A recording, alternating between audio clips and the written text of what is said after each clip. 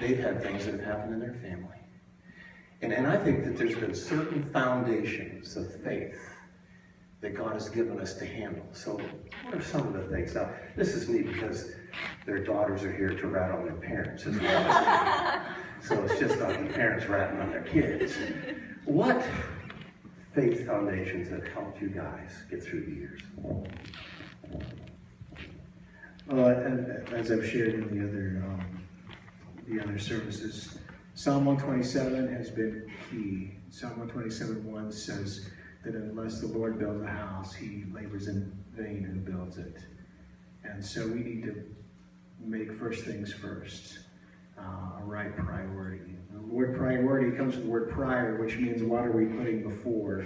So what are we putting before those things? And Andrew Peterson is an amazing songwriter, and we're acquainted with him, but he tells a story of Ron Block, who is the banjo player with Alison Krauss, considered the best banjo player in the world, right? And he says people will say, well, I wish I could play banjo like Ron Block. And he says, no, you don't. Oh, yeah, I wish I could play banjo like Ron Block. He says, no, you don't. Because he said, I know Ron Block. And when he's not on the road and he's not in the studio, he's 8 hours a day in his basement playing his instrument. You know, if we want something and we are not working toward getting it, we're not doing those things, we're not creating those priorities, we really don't want it. And so, you know, if you were to ask what is your priority, God and family would probably be what you all would say. And so my challenge would be, how is your life reflecting that? I got challenged by that from a pastor of mine who told me not to forget that my family was my first ministry. That's where Family First Ministries comes from, because I was busying myself with a lot of good things, but I was not pouring into my family. So it starts with leading our families in prayer and devotion, and then seeking where the Lord leads from there.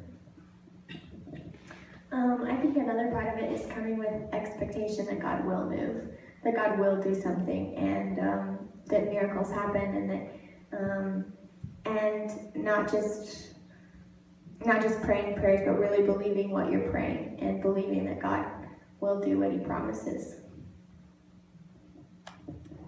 I think that we need to instill in our families that God's truth is true. The Bible is true. We can depend on that. We can trust. We can be obedient to His word, and His being obedient brings us to peace that passes understanding.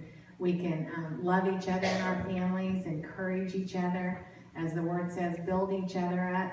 We talked about that a lot in our family as the kids were growing up. So just being obedient to His word.